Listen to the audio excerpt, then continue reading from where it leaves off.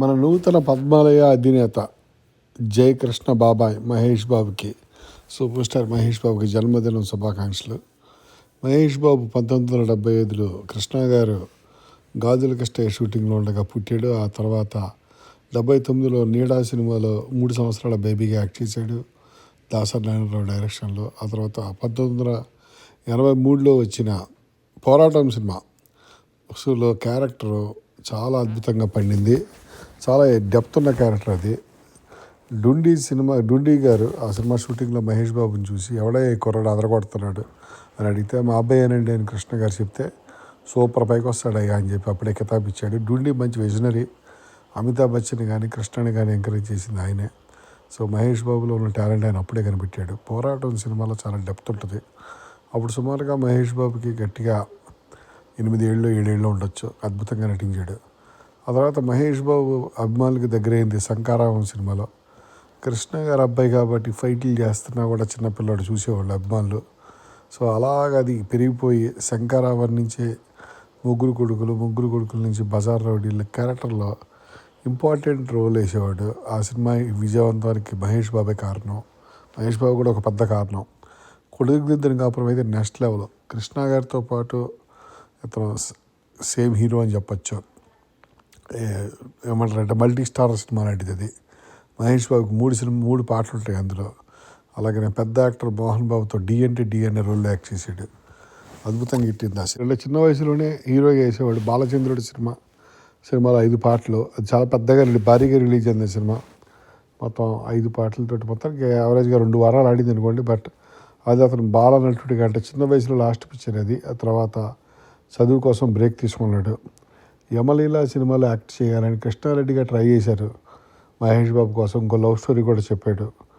నీకు 16 నాకు 20 లాంటి సినిమాలు ట్రై చేశారు కానీ కృష్ణ గారు అలాంటి సినిమాలకు ఒప్పుకోలేదు. అనాక రాజకుమారుడితో సూపర్ లాంచ్ అయ్యాడు. అయితే మహేష్ బాబు గొప్పతనం ఏంటంటే చారిటీ చేస్తాడు కానీ ఎక్కువ పబ్లిసిటీ చేసుకోడు ఆయన శ్రీమంతుడు సినిమాలో దత్తత తీసుకొని గ్రామాన్ని తీసుకున్నట్టుగా చూపించారు. నిజ జీవితంలో కూడా ఆయన ఇలాంటివి చాలా చేశాడు. మహేష్ బాబు ఫౌండేషన్ ద్వారా ఆయన ముఖ్యంగా పేద పిల్లలకి హార్ట్ సర్జరీస్, తర్వాత ఎడ్యుకేషన్ సపోర్టు, ఆ తర్వాత విలేజెస్ అడాప్ట్ చేసుకున్నాడు, ఫౌండేషన్ చేసాడు. తర్వాత న్యూ బార్న్ చిల్డ్రన్కి హార్ట్ సర్జరీస్ చేశాడు. అలాగనే ఎంతోమందికి ఎడ్యుకేషన్కి ఫైనాన్షియల్ అసిస్టెన్స్ ఇచ్చాడు. తర్వాత అలాగే బుర్రిపాలెం మరియు సిద్ధార్థపురం నగరాల్లో గ్రామాలు దత్తత చేసుకున్నాడు. అక్కడ అంగన్వాడీ బిల్డింగ్స్ కట్టించాడు, లైబ్రరీస్ కట్టించాడు, కంప్యూటర్ ల్యాబ్స్ పెట్టించాడు, మెడికల్ చెకప్స్ పెట్టించాడు, కోవిడ్ వ్యాక్సినేషన్లు ఇప్పించాడు. తర్వాత మహేష్ బాబు చారిటీ గురించి ఎప్పుడు కూడా ఆయన పెద్ద పబ్లిసిటీ చేసుకోడు, ఇంపాక్ట్ కోసం చేస్తాడు. అలాగనే సుమారుగా పబ్లిక్ రిపోర్ట్ ప్రకారం 25-30 కోట్లు ఆయన చారిటీకి ఇస్తాడు అని చెప్తున్నారు. సో తర్వాత బ్రాండ్ మహేష్ బాబు మార్కెట్ వాల్యూని కేవలం కలెక్షన్లతో కొలవలేం. ఆయన దగ్గర 3 స్టంట్స్ ఉన్నాయి. ఒకటి ఆయన క్లీన్ ఫ్యామిలీ ఇమేజ్, అలాగే ప్రీమియం బ్రాండ్ వాల్యూ, అలాగే ఓవర్సీస్ తెలుగు ఆడియన్స్కి ఆయన అంటే ట్రస్ట్, సినిమా గ్యారంటీ బాగుంటుందని. అందుకే ఆయన అడ్వర్టైజ్మెంట్లు రియల్ ఎస్టేట్ బ్రాండ్స్, అలాగే లైఫ్ స్టైల్ బ్రాండ్స్ ఇవన్నీ కూడా సూపర్ హిట్. రెమ్యూనరేషన్ విషయంలో సుమారుగా గుంటూరు కారం టైంలో 70 కోట్ల వరకు తీసుకున్నాడని అన్నారు. ఇంకా వారణాసికి అయితే చెప్పక్కర్లేదు. అది ముఖ్యంగా షేర్లుగా తీసుకోవచ్చు అది. అయితే మహేష్ బాబు తర్వాత ఇవాళ పొజిషన్ ఏంటి అని ఆలోచిస్తే కనుక Prabhas already pan India box office giant అయిన బాహుబలి తర్వాత ప్రభాస్కి హిందీ బెల్ట్ అంతా కూడా సలాం కొడుతుంది. ఓవర్సీస్ బిగ్ బడ్జెట్లు అలాంటివి కూడా ఆయన చేస్తూ ఉంటాడు.